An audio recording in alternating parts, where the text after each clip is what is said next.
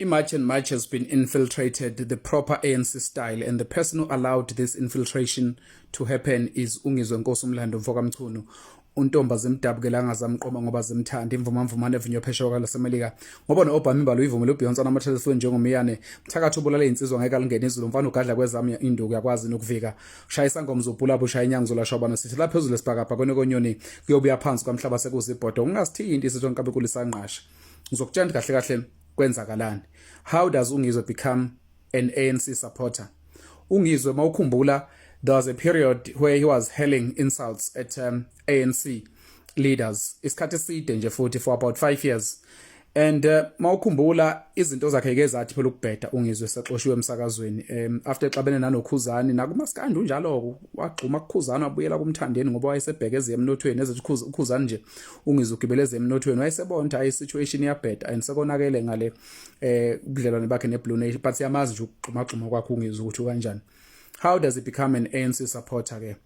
Ungizwe kuthe ngaleminyaka wa2019 wazowenza umcimbi lo wakuthiwa uyasazi isimo sami Ingizwe Mchunu Maskandi Festival owagcina ube impumelelo but ngathi wamkhosta kakhulu kwaku 2019 ezethu uyasazi isimo sami 2019 2002 whatever lento ayekade yisho but kwaze kwashaya isikhathi lesi sika 2021 ngesikhathi kuboshwa uZuma ethi Ungizwe yena ulwela amalungelo ani abantu base South Africa mawukhumbula kahle Ungizwe umakhelwane wami ke lapha eConobia Flats esahlala ngazo umsahlala khona because it's been a long time since ngagcina ukuya elokhuzane eThekwini eConobia Flats kufika wonke lama leaders eMK abo Nkosi Khanyile yonke leyo genge leyo bekade skime nawo kakhulu ngalendlela exakile so kwaze kwafika u2021 lesikhathi adelwela ngaso uJacob Zuma waboshwa and ufana ukukhumbule kahle ngememory yakho mayisebenza ukuthi Ungizwe Mchunu few weeks before ku-announce i-MK party beqoka i-army regalia impahla efana ne-army regalia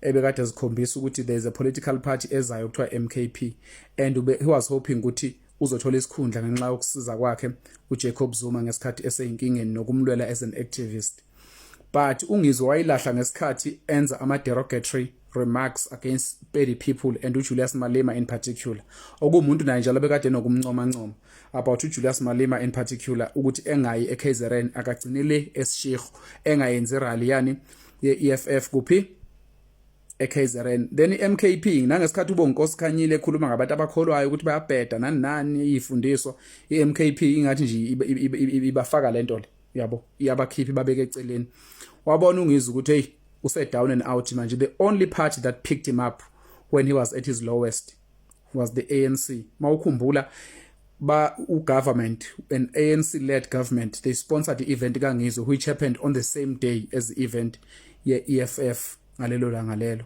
eKZN yena yaNgizwe engaphandle kwaseMoses Mabhida Stadium that's when he flipped he became an ANC supporter uyakhumbula ukuthi Ungizwe ama leaders ANC ngesikhathi nje kuzokhishwa sihlezi ANC was losing a lot of municipalities to 2021 they lost a lot of municipalities to ilokhuzana 2019 they lost a lot of municipalities to IFP right it was 2021 they lost a lot of municipalities to IFP and Ungizwe was laughing ejabula beze bethe abaholi beANC la baseThekwini nangizwe uyinkatha nkanka yakhuphula lama video lawo uyinkatha nka why lokhu phawula ngento ezika government because yakwazi ukuthi wena uyinkatha and uyinkatha nka uyayikhumbula lonto leyo waze Ungizwe wadelela uSihlezikalala eshaya uSihlezikalala nje bedibana etendeni kwiMarquee wazwamvulela icala yakhumbula ukuthi Ungizwe wavulela uSihlezikalala icala walisula asazi noma amkhokhela ifine noma amnika imali walisula uSihlezikalala wani weANC lapho bengakabi yona ANC Ungizwe Mchunu ubesa umuntu nje ongathi uyimele kodwa bebonakala ngathi he's leaning towards the IFP because IFP at the time was winning a lot of municipalities and then mase bebona beANC ukuthi uxabene noZuma or iMKP imbeka ngaphandle and futhi manje unenkinga nani nelokhuza ezeyimali ngoba ngesikhathi enza lawo ma remarks about amapedi waphucwa imoto uJack wakade umsponsorship yakhumbula ukuthi waphucwa imoto abakaJack Ungizwe Mchunu so iANC they saw a window of opportunity then and they sponsored his event okwakufanele icompete ne-event kaJulius Malema eseMabhida Stadium that's when Ungizwe flipped he became umuntu weANC so I wouldn't be surprised if Ungizwe kuyena osetshenzisiwe ukuze kufikwe kuphakela umthakathi umfokandabandaba umhosho dungulwandle yes and the ANC has this style especially uRamaphosa ukuthi bekubize ndiscuss enye issue bese bekukhulumisa enye issue mase seyiphelile leyo meeting ezokunikeza imali or ezokukhipha enkingeni.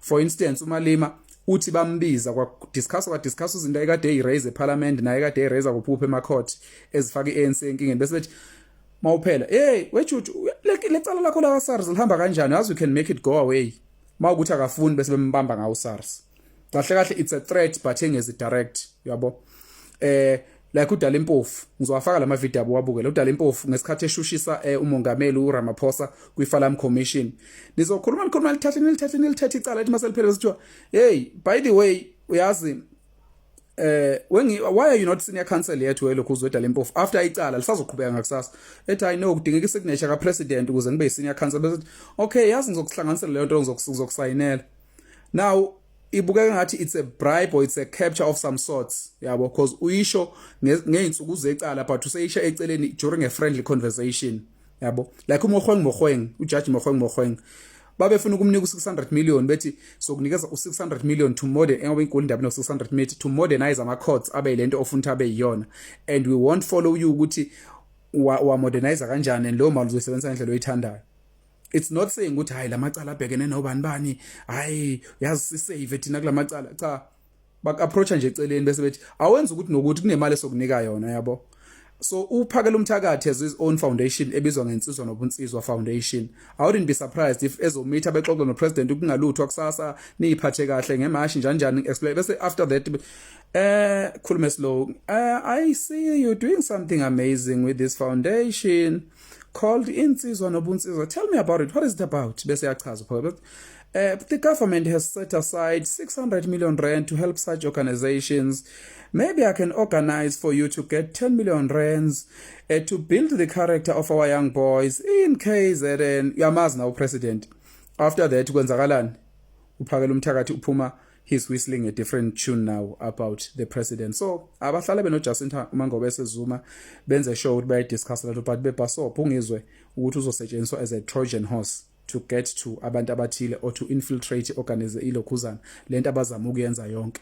So njengamanje i-march and march ibukeka i-infiltrated ngenye indlela so bebaso okay awulalele le video kaMalema ulalele ivideo kaDala Impofu ulalele ivideo kaMogoeng bese uyangitshena uzoyibona lento ukuthi operator kanjani and don't be surprised if you hear a lot about Insizwa Nobunsizwa Foundation in the next coming months isiba giant and sekukhona imali efakwe kuyo akushiyo ukuthi hayi sikufakela imali ukuthi yekela ukwenza ukuthi but basponsorisha another project of his which now looks like capture in a way so ungabe surprised mawukuthi kuyenzeka lokho in the coming months, which is not wrong with sponsor, but why now, you know?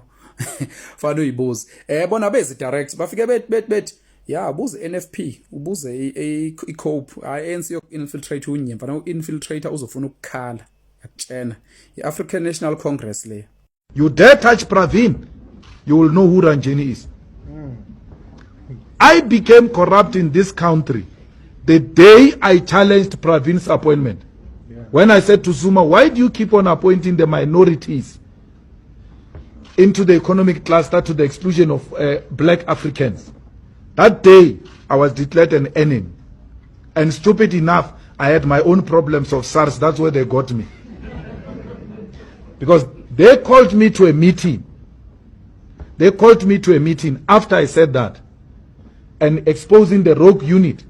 They said, no, let's come, let's discuss this rogue unit and the concerns you have on SARS. Called me to a meeting.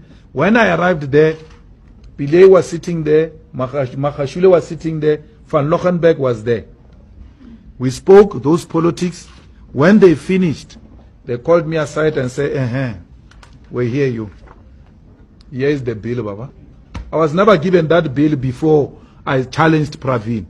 The reason I'm telling you this is because I want to tell you what those people do. Pravin and his group. So everybody who challenges them, they go with your scandal to you and say, here is your story. And then after they tell you your story, they don't report it anywhere. It's your secret between them and you. Because in that meeting they say to me, no, we can solve this tax issue. They're not telling me, don't stop saying what you are saying, we can solve it. They say, no, don't worry, we can solve it. There's no problem. That's why these commissions of inquiry, we must be called, some of us there, to go and give evidence there. That SARS is used as a political weapon. We can solve it. But because some of us are requiring, I didn't stop talking, but you see, that's how my taxes ended in your desk. Purpose of everyone. It should never be seen as a conflict of interest. You came to me here yesterday as counsel and you said, I've been trying to be certified as senior counsel. Is there anything you can do for me? No, that's not true. And no, I said, no, that is untrue. Yes. You mustn't. No, but he can't come here and make up stories. You can't make up stories. He said to me, "Are you senior counsel here?" Tell the story as it happened, Mr. Ramaphosa. Don't interrupt with the witness. No, but he must not lie. When he's finished, that's a question we don't have to go into now. When he's finished his answer, you can deal with it. But if you're going to interrupt, you're going to interrupt him or he's going to interrupt you, then things will get out of hand. Yeah. Let's keep the temperature down, let him finish his answer, and you can then deal with it. Mr. Chairman, Let him go on. Mr. Mpofu and I had a fairly friendly discussion here yesterday. And I asked him, are you now senior counsel? He said, Now that's true. he says, yes, I'm supposed to be senior counsel.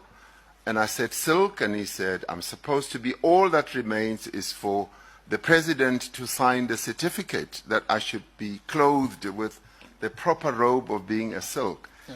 And then he said, And I showed you Miss Pillay. and you even referred to Ms. Pillay, and he said there are quite a number of other counsels who are waiting for the Including, this I referred to the judge's son as well. And I said, and he said, and he said it awaits the president's signature. And he said, is there anything you can do for No, me? I did not say that. And You spoke last week about an approach, maybe even an offer of 600 million rand, which you turned down. What details can you give us around that? I think it's enough to say I wasn't approached directly. There was a middle person that I respect highly, that I believe was coming to me innocently, and that's what makes it a bit challenging for me to disclose the details. It's enough to say it was an American billionaire who made an offer through a particular structure. And what was the offer?